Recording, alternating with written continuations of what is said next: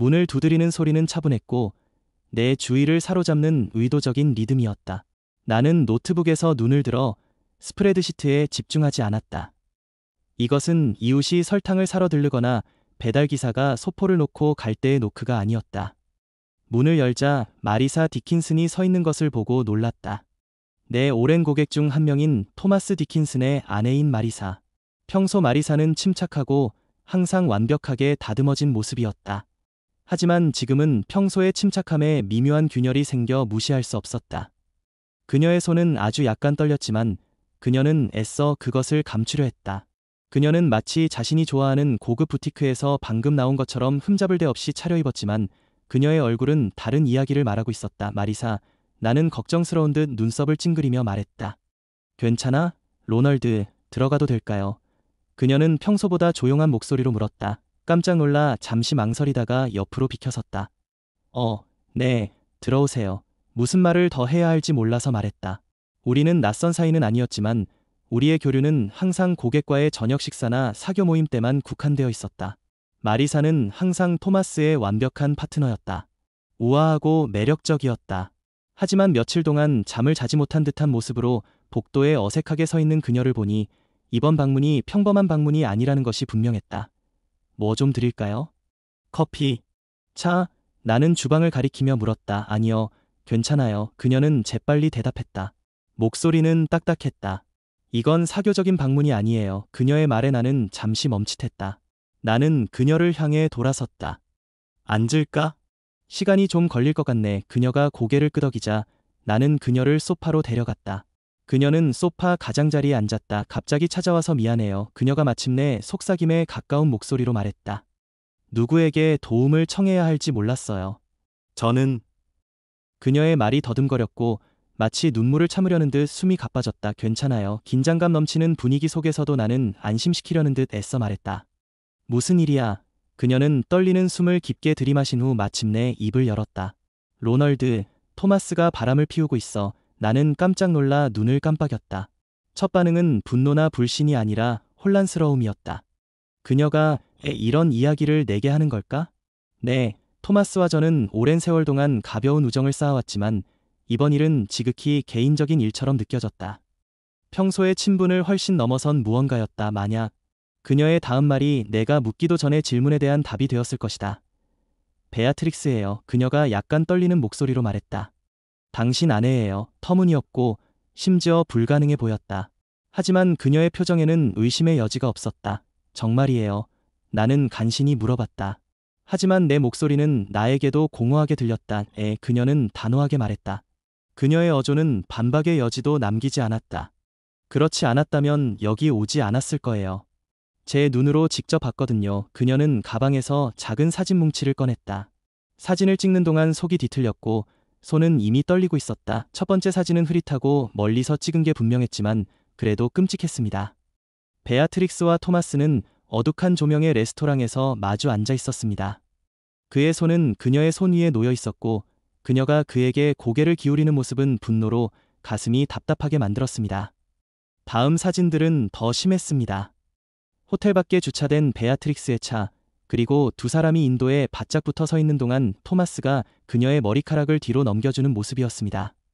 촬영된 시간표를 보니 이 모든 일이 잠깐의 실수가 아니라 몇 주, 어쩌면 몇 달 전부터 계속되고 있었던 일임이 분명했습니다.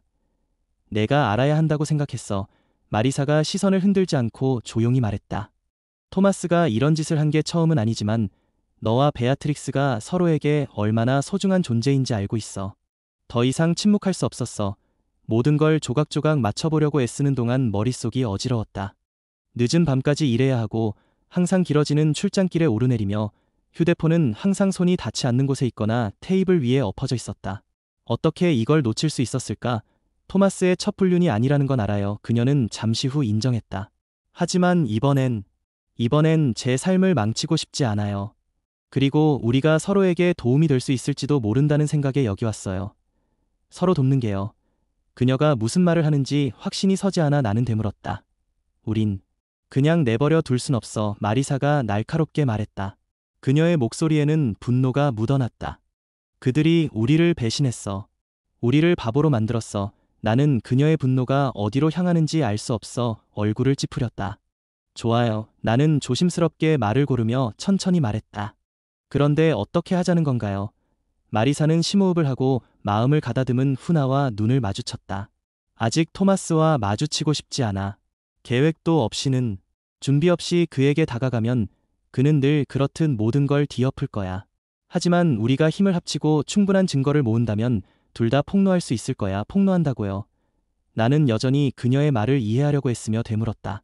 누구에게, 그리고 무엇을 위해? 모두에게. 그녀는 단호하게 말하며 흔들림 없는 어조로 말했다. 친구, 가족, 그리고 그들이 아끼는 모든 사람들에게. 그들이 우리에게 안겨준 것과 같은 굴욕을 느끼게 해주고 싶어. 그리고 만약 그것이 토마스의 명성과 경력을 망가뜨린다면 더 좋을 거야. 그녀의 계획에는 단순한 분노 이상의 것이 있었다. 그녀의 말 속에는 더 깊은 갈망, 복수에 대한 욕구, 더 어두운 무언가가 있었다. 모르겠어. 마리사, 나는 머뭇거리며 말했다. 이건 내 취향이 아니야. 그녀는 무미건조하고 유머 감각 없는 웃음을 터뜨렸다. 내 거라고 생각해. 내가 이렇게 될 줄은 몰랐어. 로널드. 하지만 이렇게 됐잖아. 있잖아. 이게 받아들이기 힘든 일인 줄 알지만 그들이 무슨 짓을 했는지 생각해봐. 우리에게 거짓말을 했고 우리를 무시했어. 자기들의 행동이 우리를 어떻게 갈라놓을지 전혀 신경도 안 썼지.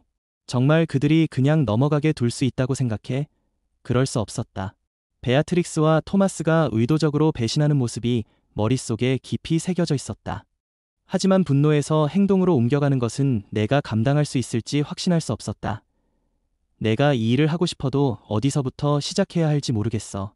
정확히 어떻게 해야 할 것 같아. 나는 조심스럽게 말했다. 마리사의 입술이 희미하고 거의 승리감에 찬 미소로 일그러졌다. 마치 내가 묻기를 기다리고 있었던 듯했다. 사립탐정을 고용하세요. 걱정하지 마세요. 제가 이미 시작했습니다. 뭐요? 나는 놀라서 물었다. 그녀는 아무 말 없이 가방에서 매끈한 검은색 폴더를 꺼내 커피 테이블 위로 내 쪽으로 밀어주었다. 몇 주째 토마스를 추적하고 있었어. 통화 기록, 신용카드 명세서, 위치 기록까지. 전부 다 찾았어. 그리고 더 있어. 사진, 동영상, 그리고 두 사람 모두에게 따져 묻고 싶을 만큼 많은 자료가 있어. 떨리는 손으로 폴더를 열었다. 안에는 토마스의 행적을 꼼꼼하게 기록한 서류가 들어있었다. 호텔 영수증, 식당 예약 내역, 베아트릭스와 주고받은 문자 메시지 스크린샷까지. 모든 세부 사항이 체계적으로 정리되어 있었다. 마리사는 정말 꼼꼼했다. 성급한 결정이 아니었다. 그녀가 꽤 오래전부터 이 일을 계획해왔다는 게 분명했다. 정말 맞네요. 나는 조용히 말하며 폴더를 닫고 테이블 위에 다시 올려놓았다. 어떻게?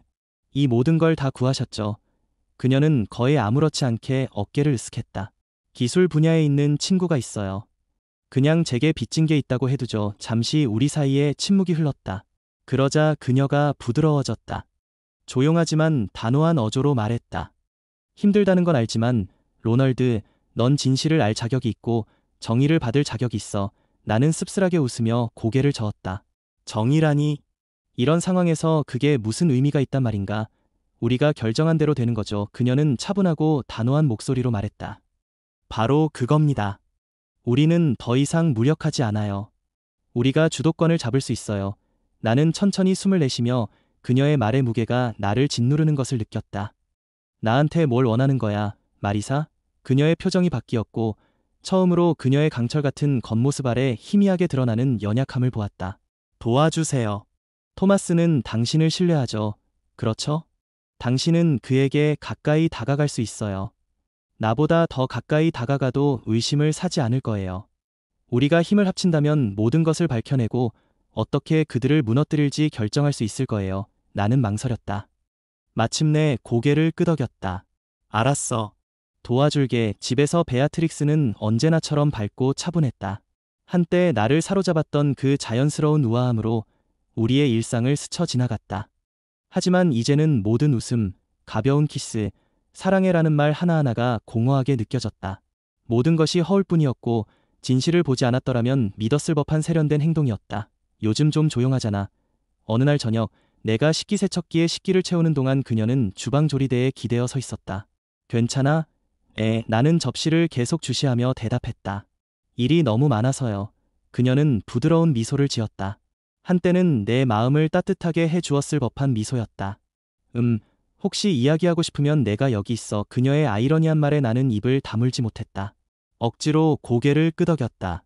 그녀가 내 눈을 똑바로 쳐다보면서 얼마나 쉽게 거짓말을 하는지 정말 싫었다. 우리 계획의 첫 단계는 명확했다. 토마스에게 더 가까이 다가가는 것이었다. 그 부분은 어렵지 않았다. 토마스와 나는 이미 매주 토요일 아침마다 서서 골프를 치고 있었다. 그날이 되자 나는 긴장감에 속이 울렁거리며 일찍 도착했다. 로널드, 토마스가 다가오며 소리쳤다. 그의 미소는 여느 때처럼 활짝 웃고 있었다. 이미 왔네. 날 속이려는 건가? 그런 것 같아요. 나는 억지로 웃으며 대답했다. 우리는 평소처럼 일 얘기를 나누고 농담을 하며 게임을 시작했다. 모든 게 짜증날 정도로 평범하게 느껴졌다. 늦게까지 일한 적이 많죠? 내가 태연하게 물었다. 토마스가 나를 흘끗봤다. 그의 얼굴에 뭔가가 스쳐 지나갔다. 그래, 그가 잠시 후 말했다. 어떤 건지 알잖아. 바쁜 시즌이잖아. 나는 클럽에 기대어 몸을 똑바로 폈다. 베아트릭스도 야근을 많이 하셨네요. 요즘 저희 부부 모두 평소보다 더 바쁘신 것 같아요. 아주 잠깐 동안 그는 얼어붙었다. 미묘하게 악력을 조정하며 잠깐 멈췄을 뿐이었지만 그것으로 충분했다. 그러고 나서 그는 필요 이상으로 크게 억지로 웃었다. 그래, 뭐 인생이 그런 거잖아. 항상 무슨 일이라도 있는 법이지. 그는 재빨리 화제를 스포츠로 돌렸지만 자세에서 느껴지는 긴장감 때문에 그의 정체를 알아차리지 못했다. 큰 변화는 아니었지만 내 의심을 확증하기에 충분했다. 그날 저녁 마리사가 기대감에 떨리는 목소리로 전화를 걸었다. 뭔가 큰일 났어. 그녀가 말했다. 토마스가 베아트릭스에게 연락하려고 임시 전화기를 쓰고 있었어. 번호를 추적해 보니 시내에 있는 호텔이었어. 매주 목요일마다 거기서 만나고 있었대. 매주 목요일이에요. 나는 되물었다. 그래, 그녀가 말했다. 그리고 아마 이번 주에 다시 만날 거야. 만약 우리가 그들이 범행 현장을 목격한다면. 그녀의 말은 점점 흐릿해졌지만 나는 그녀가 무슨 말을 하는지 정확히 알고 있었다. 그들에게 맞서고 배신의 현장을 직접 목격해야 한다는 생각에 공포와 아드레날린이 동시에 몰려와 맥박이 쿵쾅거렸다. 계획이 뭐예요? 나는 내면에서 폭풍이 치솟는 가운데도 침착함을 유지하며 물었다. 우리가 그들을 따라가. 마리사가 간략하게 말했다. 내가 토마스를 맡을 테니 내가 베아트릭스를 맡아. 만약 우리가 그들을 잡으면 그들은 부인할 수 없을 거야. 목요일은 예상보다 빨리 왔다. 마리사와 나는 시내 호텔 주차장의 어둑한 불빛 속에서 만났다. 왔어요. 주차장에서 내가 마리사에게 다가가자 그녀가 말했다. 목소리는 낮았지만 긴장감이 가득했다. 토마스 차가 저기 주차되어 있고 베아트릭스가 20분 전에 체크인했어요. 아무 말 없이 우리는 호텔 로비로 향했다. 마리사는 이미 모든 걸 생각해냈다. 그녀의 은밀한 연줄 중 하나인 호텔 직원이 그녀에게 투숙객 명단과 여분의 객실 키카드를 가져다 주었다. 712호에 도착하자 마리사가 열쇠 카드를 건넸다. 그녀의 표정은 전혀 흔들림이 없었다. 준비됐어? 그녀가 속삭였다. 아니, 준비가 안 됐어. 내가 이런 상황에 대비할 수 있을지 확신이 없었지. 하지만 고개를 끄덕이고 침을 꿀꺽 삼키며 카드키를 슬롯에 꽂았다. 자물쇠가 찰칵 소리를 내며 열렸다. 문 안의 모습은 내 기억 속에 영원히 새겨졌다. 토마스와 베아트릭스는 침대 위에서 서로 뒤엉켜 살며시 웃다가 우리를 알아차렸다. 문이 열리는 순간 웃음은 멈췄고 그들의 표정은 충격과 공포가 뒤섞인 표정으로 바뀌었다. 다른 상황이었다면 눈을 크게 뜬 그들의 공포는 거의 우스꽝스러웠을지도 모르지만 지금 이 순간만큼은 산산이 조각났다. 베아트릭스의 눈이 휘둥그레졌고 시트를 끌어당기며 손을 입으로 가져갔다. 토마스는 벌떡 일어섰고 얼굴은 새빨갛게 달아올랐다. 로널드, 이건. 베아트릭스가 높고 절박한 목소리로 말을 시작했습니다. 그만해. 나는 간신히 참아낸 분노로 목소리가 떨리며 쏘아붙였다. 이미 충분히 봤어. 마리사가 팔짱을 끼고 앞으로 나섰다. 눈은 경멸로 가득 차 이글거렸다. 축하해, 토마스. 이제 모든 걸 완전히 망쳤어. 잠시 아무도 말이 없었다. 그때 베아트릭스가 침묵을 깨뜨렸다. 로널드, 그녀는 애원하는 눈빛으로 나를 바라보며 갈라진 목소리로 말을 시작했다. 겉보기와는 달라요. 나는 쓴웃음을 터뜨렸다. 그 소리는 거칠고 공허했다. 겉보기와는 다르잖아. 베아트릭스? 넌 토마스랑 호텔 방에 있는데 그렇지 않고서야 내가 이걸 어떻게 이해하겠어? 다들 진정하세요. 토마스가 끼어들었다. 그는 상황을 진정시키려 했으며 목소리를 가다듬었다. 이 상황을 너무 과장할 필요는 없어요. 과도하다고? 마리사의 목소리는 차가웠고 단어 하나하나가 날카로웠다. 그녀는 더 가까이 다가가 발꿈치를 바닥에 찰싹거리며 손가락으로 그를 가리켰다. 얼마나 오랫동안 나와 로널드에게 거짓말을 해왔는지 신도 모르면서 이제 와서 그걸 가볍게 여기겠다는 거야. 믿을 수가 없어. 토마스는 그녀의 노려보는 시선에 움찔했지만 그의 입가에 희미한 미소가 피어오르는 것을 볼 수 있었다. 무엇이든 말로 해결할 수 있다고 생각하는 남자의 거만하고 오만한 모습이었다. 하지만 이번에는 아니었다. 얼마나 오래요? 나는 나지막하지만 흔들림 없는 목소리로 물었다. 베아트릭스의 눈이 마치 길을 찾는 듯 토마스를 향해 빠르게 향했다. 그 작고 본능적인 움직임에 또다시 분노가 솟구쳤다. 지금 현장에서 잡혔음에도 불구하고 그녀는 그에게서 답을 찾고 있었다. 얼마나 오래요? 나는 이번에는 더 큰 소리로 되물었다. 마침내 베아트릭스가 아랫입술을 떨며 나를 다시 바라보았다. 몇 달이요. 그녀는 거의 들리지 않는 목소리로 말했다. 그냥 그렇게 됐어요. 거짓말 마. 나는 작은 방 안에 거칠게 울려 퍼지며 쏘아붙였다. 몇 달이라고요? 이 일이 6개월 전에 시작됐다고 믿으라는 겁니까? 마리사는 팔짱을 끼며 차갑고 날카로운 어조로 말했다. 베아트릭스, 얕잡아 보지마. 영수증은 내가 가지고 있어. 베아트릭스의 눈물이 흘러내리기 시작했고 다시 시도하는 그녀의 목소리는 떨렸다. 이런 일이 일어나길 바라지 않았어. 로널드. 맹세컨대 널 다치게 하고 싶지 않았어. 나는 비웃으며 씁쓸한 목소리로 말했다. 날 다치게 하고 싶지 않았다고? 어쨌든 넌 정말 잘 해냈잖아. 그녀를 전적으로 탓할 필요는 없어. 토마스가 방어적인 어조로 부드럽게 말을 끊었다. 탱고를 추려면 두 사람이 필요해. 로널드. 집에서 좀 더 신경 썼더라면. 그가 말을 마치기도 전에 내 주먹이 그의 턱에 맞고 그는 침대 위로 쓰러졌다. 베아트릭스는 비명을 질렀지만 나는 개의치 않았다. 몇 달 동안 쌓인 분노, 배신, 그리고 굴욕이 그 한 번의 맹렬한 주먹에 터져나왔다. 로널드, 멈춰. 베아트릭스가 소리치며 내 팔을 잡아 나를 붙잡으려고 했습니다. 나는 그녀에게 돌아섰다. 내 목소리는 으르렁거렸다. 이 일이 끝나고 나서는 내가 나한테 뭘 하라고 할 수 없어. 나는 씁쓸하게 웃었다. 그 웃음소리는 공허하고 거칠었다. 그리고 너는, 토마스? 넌 노력할 가치도 없어. 마리사가 앞으로 나서며 내 어깨에 손을 얹었다. 로널드, 그녀는 차분하지만 단호한 목소리로 부드럽게 말했다. 그는 그럴 가치가 없어.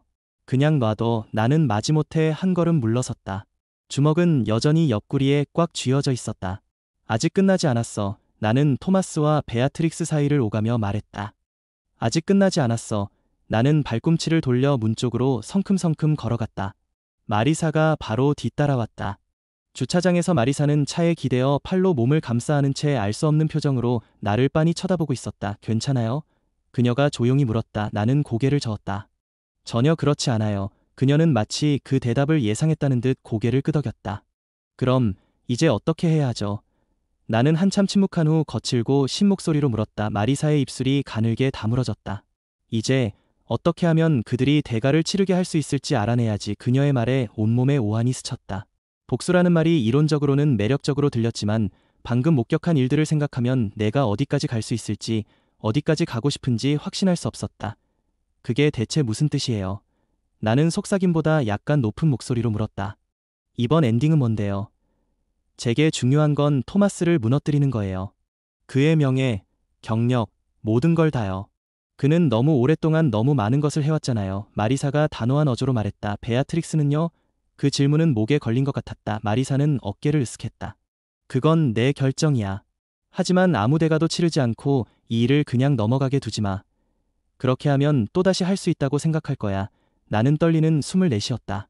그녀의 말의 무게가 온몸을 감싸 안았다.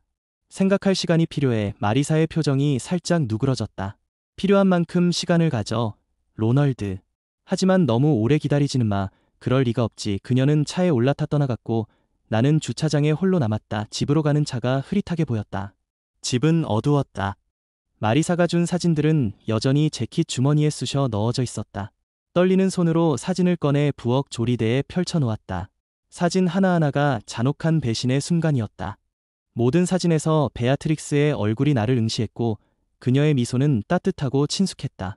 한때 집처럼 느껴졌던 바로 그 미소였다.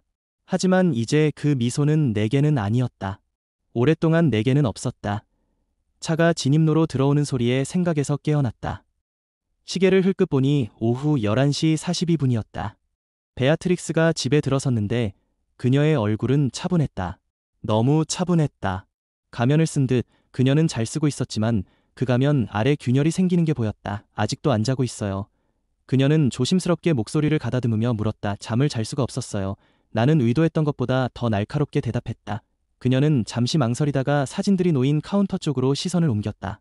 로널드, 그녀가 조심스럽게 말했다. 우리 좀 이야기해야 할 것 같아.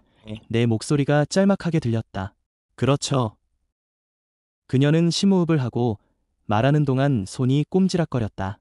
어떻게 보일지는 알지만 맹세컨대 당신이 생각하는 것과는 달라요. 씁쓸한 웃음이 터져나왔다. 내 생각과 다르네. 베아트릭스? 내 생각엔 내 아내가 몇 달 동안 내 가장 친한 고객 중 한 명과 몰래 어울려 다녔던 것 같아. 내 생각 틀렸어. 그녀의 얼굴이 일그러졌다. 모든 줄마다 죄책감이 스며들었다. 이럴 일이 일어나서는 안 됐어요. 그녀가 부드럽게 말했고 목소리는 떨렸다. 그냥 걷잡을 수 없게 됐어요. 통제 불능이 된 거야? 내가 되물었다. 이건 단순한 사고가 아니야. 베아트릭스. 몇 달 동안의 거짓말, 계획, 그리고 배신의 결과야. 그냥 걷잡을 수 없게 됐다고 말하지 마. 손을 내밀자 그녀의 눈에 눈물이 고였지만 나는 그녀의 손이 닿기 전에 뒤로 물러섰다. 다치게 하려고 한 건 아니었어. 그녀는 떨리는 목소리로 애원했다. 사랑해, 로널드. 난 널 사랑하는 걸 멈춘 적이 없어. 그만해. 내가 날카롭게 말했다. 이 결혼에 아직도 신경 쓰는 척해서 날 모욕하지 마. 날 사랑했다면 이런 짓은 안 했을 거야. 그녀의 흐느낌이 본격적으로 시작되었고 바닥에 주저앉으며 몸을 웅크렸다. 미안해요. 그녀는 눈물을 흘리며 속삭였다.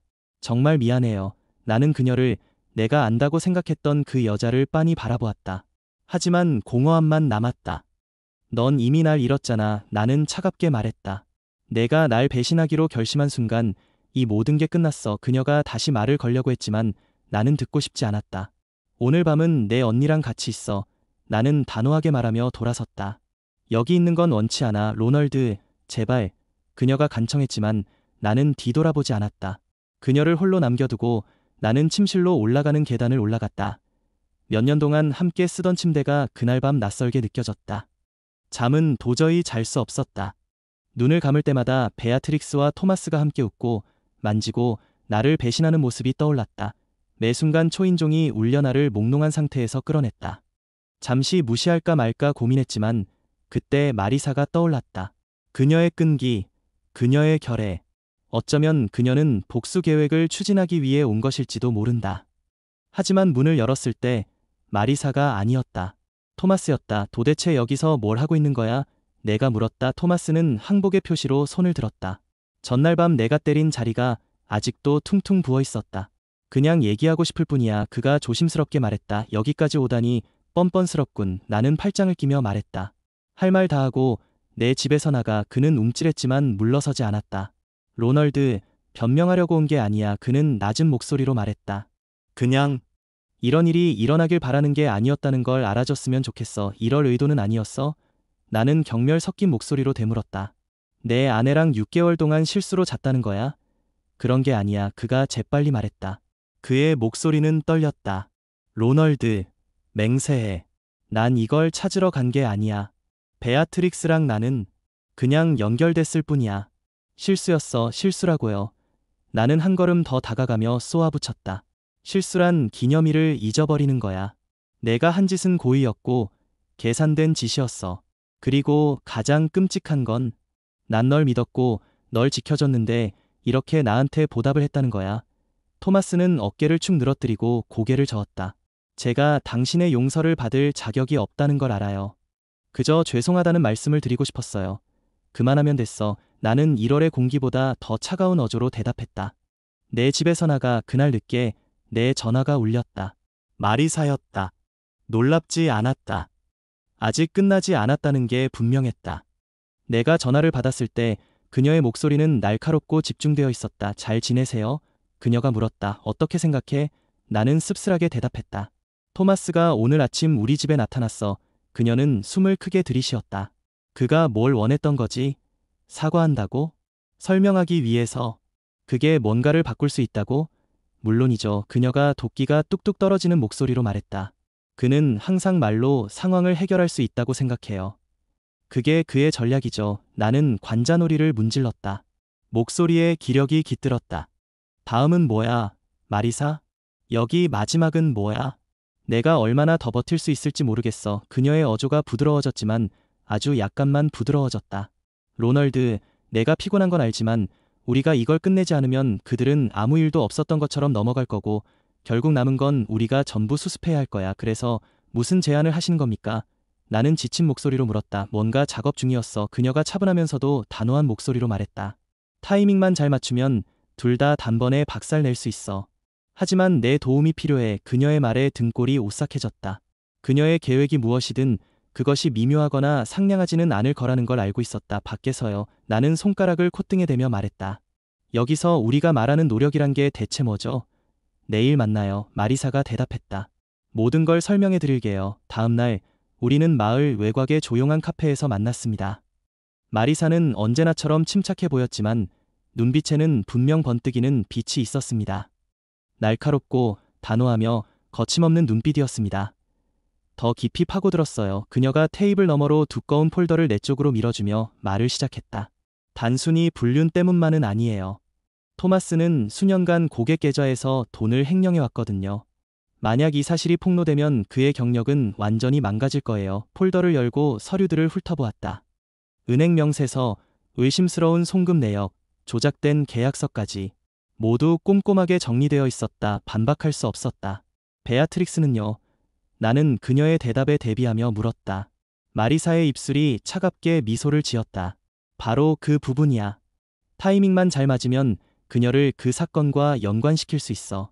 그녀의 재정 상황을 살펴봤는데 완전히 깨끗하지는 않았다고만 해두자. 구도만 잘 잡으면 그녀가 공모한 것처럼 보이게 할 수 있어. 나는 폴더를 닫았다. 속이 울렁거렸다. 너무 심한 것 같아. 마리사. 그녀는 날카롭게 몸을 앞으로 기울였다. 로널드, 그들은 우리를 속였을 뿐만 아니라 우리를 망신시켰어요. 우리를 바보로 만들었죠. 우리가 맞서 싸우지 않으면 그들은 아무 탈 없이 떠날 거고 우리는 그 잔해를 치워야 할 거예요. 그게 당신이 원하는 건가요? 나는 바로 대답하지 않았다. 그녀의 말의 무게가 우리 사이 공중에 맴돌았다. 무겁고 숨막힐 듯했다. 한참 침묵 후 나는 고개를 끄덕였다. 좋아, 시작해볼까? 그녀의 미소는 차갑고 승리감에 차 있었다. 좋아.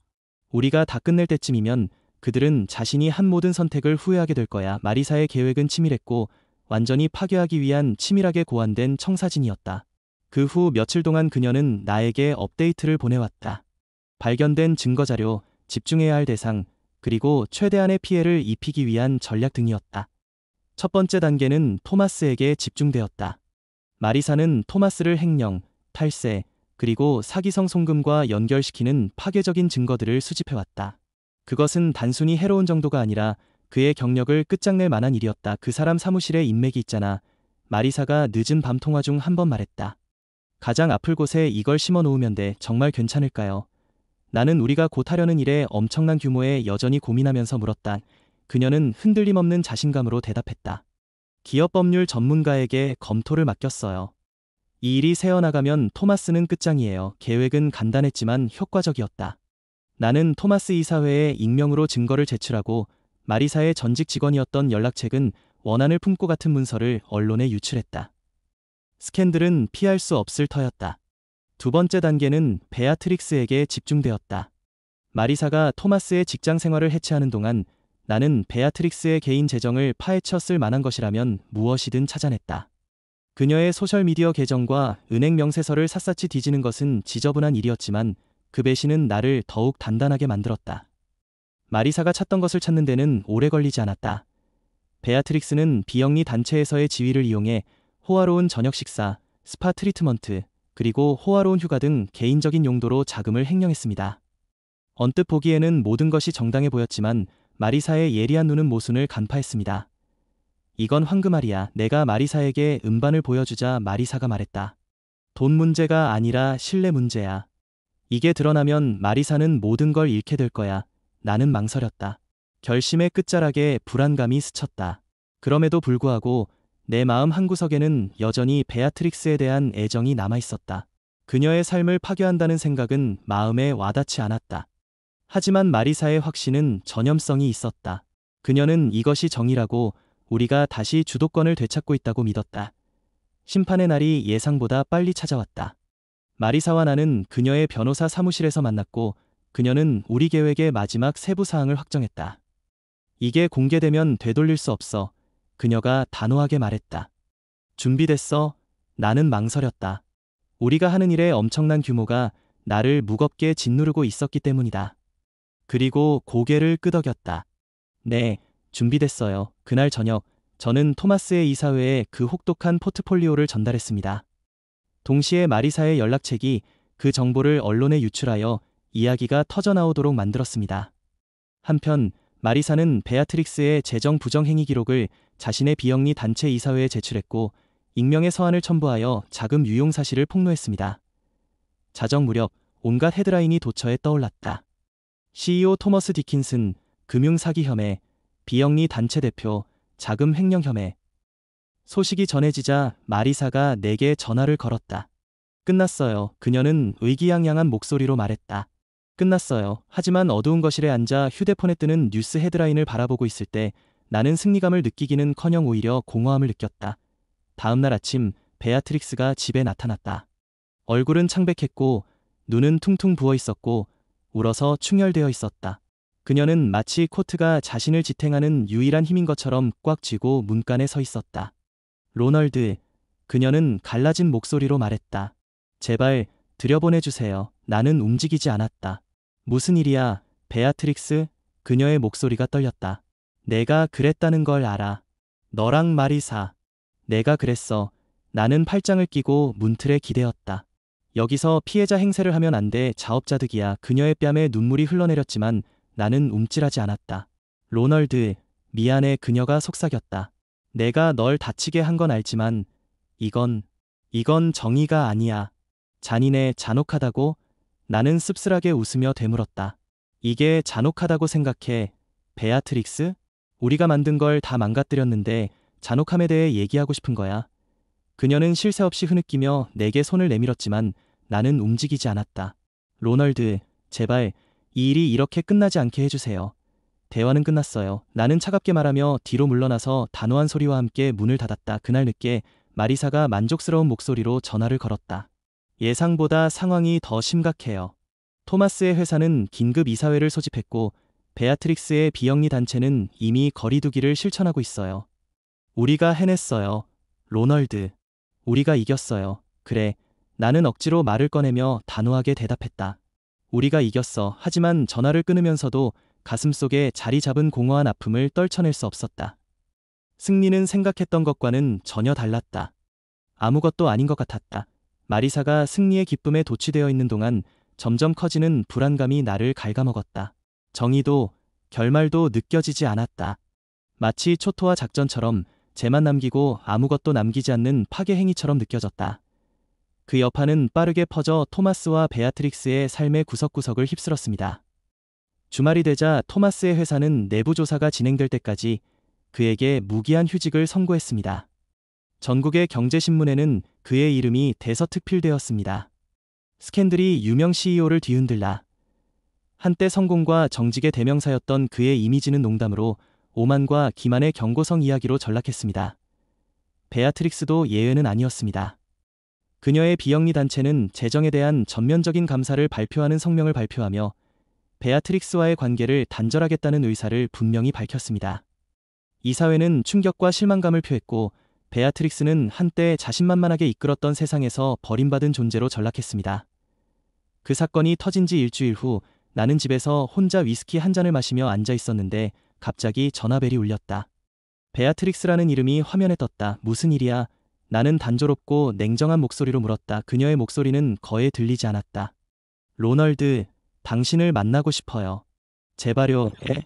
저는 그냥 직접 만나서 이야기하고 싶어요. 내 판단과는 달리 나는 고개를 끄덕였다. 좋아. 언제? 그녀가 도착했습니다. 한때 깨끗했던 그녀의 모습은 사라져 있었습니다. 베아트릭스, 무슨 일이야? 나는 문간 가까이 서서 팔짱을 끼고 물었다. 용서를 구걸하러 온 거라면 신경 쓰지 마. 그녀는 위를 올려다보았다. 흘리지 않은 눈물이 눈가를 붉혔다. 그냥 미안하다고 말하고 싶었어요. 모든 게 다요. 용서를 바라는 건 아니지만 당신은 용서받을 자격이 있어요. 그녀의 말에 나는 깜짝 놀랐지만 그것만으로는 충분하지 않았다. 그녀가 저지른 모든 일을 생각하면 더욱 그랬다. 베아트릭스? 나는 떨리는 목소리를 진정시키려 애썼지만 여전히 떨리는 목소리로 물었다. 왜 그랬어? 그녀는 깊고 떨리는 숨을 들이쉬었다. 몰라요. 그녀가 인정했다. 처음엔 그냥 신나고 색다른 느낌이었어요. 하지만 너무 빨리 빠져들었고 정신을 차리기도 전에 멈출 수가 없었어요. 로널드, 내가 너무 미워요. 정말이에요. 무슨 생각을 하고 있었는지 모르겠어요. 모든 걸 잃었어요. 내 경력, 내 명예, 그리고 당신까지요. 그녀는 말을 멈추고 목소리가 갈라졌다. 이걸 고칠 수 없다는 걸 알아요. 우리가 망가졌다는 걸 알아요. 나는 천천히 고개를 끄덕였다. 그녀의 말투에 무게감이 느껴졌다. 맞아. 망가진 건 다시 붙일 수 없잖아. 그녀는 털썩 주저앉았고 내 말이 그녀에게 큰 타격처럼 와닿았다. 이해해요. 나는 잠시 망설이다가 속삭임보다 약간 높은 목소리로 물었다. 우리에게 무슨 문제가 있었던 거야? 베아트릭스? 왜 그가 필요했던 거야? 그녀는 얼굴을 닦으며 떨리는 손을 꾹꾹 눌러 담았다. 내 탓이 아니었어. 그녀가 부드럽게 말했다. 내 탓이었어. 마치 내가 투명인간이 된 것 같았고 내가 부족한 사람처럼 느껴졌어. 그리고 토마스는 내가 보이는 사람처럼 느끼게 해줬지. 내가 한 짓을 변명할 생각은 없어. 그녀가 말을 이었다. 잘못된 일이었지. 나도 알아. 하지만 널 사랑하지 않아서가 아니라는 걸 내가 알아줬으면 좋겠어. 나는 대답하지 않았다. 대답할 수 없었다. 그날 밤 마리사가 전화해서 잘 지내? 라고 물었습니다. 모르겠어요. 내가 인정했다. 베아트릭스가 왔어요. 그녀가 원하는 게 뭐였지? 마리사의 목소리에는 의심이 담겨 있었다. 사과하려고요. 미안하다고 말하려고요. 마리사가 비웃었다. 당연히 미안해하겠죠. 들켜서 미안해하는 거죠. 그럴지도 몰라요. 내가 말했다. 하지만 그녀는 자신이 잃은 것에 대해 안타까워하는 것 같아요. 로널드, 마리사가 단호한 어조로 말했다. 그녀에게 휘둘리지 마. 그녀는 스스로 선택했어. 그걸 잊지 마. 그렇지 않아요. 나는 대답했다. 하지만 진실은 내가 인정하고 싶은 것보다 더 모호했다. 그 후의 날들은 비현실적으로 느껴졌다. 토마스와 베아트릭스의 몰락에 대한 뉴스는 새로운 스캔들이 세간의 관심을 끌면서 자취를 감췄다. 하지만 마리사, 토마스, 베아트릭스, 그리고 내 사람에게는 그 잔해가 여전히 해결되지 않은 채 남아있었고 외면할 수 없었다. 하지만 마리사는 그 혼란 속에서도 행복을 만끽했다. 거의 매일 전화나 문자를 보내며 최신 소식을 공유하고 싶어 안달이었다. 어느 날 전화통화에서 마리사는 신이 난 목소리로 집을 팔려고 해요. 라고 말했다. 회사에서 계좌를 동결시켜서 이제 모든 걸 현금화하려고 안달이 나 있어요. 정말 한심해요. 그에게 좋은 일이군. 나는 중얼거렸다. 내 의도보다 더 날카로워진 씁쓸함. 무슨 일이야? 마리사가 내 말투의 날카로움을 알아채고 물었다. 우리가 원하던 건 이거잖아. 그렇지? 그럴 수도 있겠네요. 내가 대답했다. 하지만 이긴 것 같지는 않아요. 마리사의 목소리가 굳어졌다. 로널드, 이 일에 대해 더 이상 생각하지 마. 놈들은 우리를 배신했어. 놈들이 받은 모든 것은 놈들이 받을 만한 짓이야. 알아요. 나는 말했다. 하지만 그 말이 공허하게 느껴졌다. 그냥 충분하지 않은 것 같아요. 공허한 느낌이 들어요. 어느 날 저녁, 거실에 앉아 오래된 사진 앨범을 넘기고 있었다. 우리 결혼 1주년 기념, 나파밸리 여행 때 찍은 사진이었다. 앨범을 덮었는데 감당하기 힘든 추억들이 밀려왔다. 날카로운 노크 소리에 깜짝 놀랐다. 문을 열자 마리사가 와인 한 병을 손에 든 채 서 있었다. 와인 가져왔어요. 마리사는 씩 웃으며 말하며 초대도 받지 않고 안으로 들어섰다. 나는 그녀를 따라 부엌으로 갔고 그녀는 잔 2개를 따랐다. 이게 필요한 것 같아. 그녀가 잔 하나를 4개로 건네주며 말했다. 고마워요. 나는 한 모금 마시며 중얼거렸다. 술이 좀 탔지만 기분 좋은 방해였다. 마리사가 카운터에 기대어 나를 유심히 살폈다. 무슨 일이야, 로널드? 너 자꾸 거리를 두는구나. 나는 한숨을 쉬며 잔을 내려놓았다. 몰라, 마리사. 복수하면 기분이 나아질 줄 알았는데 그렇지 않았어. 그냥 공허함만 남았어. 그녀의 표정이 굳어졌다. 그럴만도 했어. 그녀가 단호하게 말했다. 죄책감 때문에 판단력이 흐려지지 않도록 해. 죄책감은 아니에요. 내가 대답했지만 그게 사실인지는 확신할 수 없었다. 그냥, 더 이상 내가 누군지 모르겠어요. 모든 게 잘못됐어요. 마리사가 한 걸음 더 다가와 내 팔에 손을 얹었다. 넌 생각보다 강해, 로널드. 베아트릭스든 다른 누구든 널 정의할 필요는 없어. 내가 대답하기도 전에 그녀가 몸을 기울여 내게 키스했다. 키스는 빠르고 머뭇거리며 내가 미처 알아차리기도 전에 끝났다. 나는 뒤로 물러섰다. 머릿속이 어지러웠다. 마리사, 우리 뭐 하는 거야? 그녀의 얼굴이 붉어지더니 재빨리 핸드백을 움켜쥐었다. 그만둬. 그녀가 날카롭게 말했다. 내가 직접 나갈게. 일주일 후 짐을 싸기 시작했습니다. 마지막 상자를 이삿짐 트럭에 싣고 나서 저는 진입로에 서서 텅 빈 집을 바라보았습니다. 한때 제 집이었지만 이제는 추억의 무덤처럼 느껴졌습니다. 시동을 걸고 모든 것을 남겨둔 채 차를 몰고 떠났습니다. 어디로 가는지 알 수 없었지만 몇 달 만에 처음으로 희망의 빛이 느껴졌습니다. 마침내 새로운 무언가를 향해 앞으로 나아가고 있었습니다.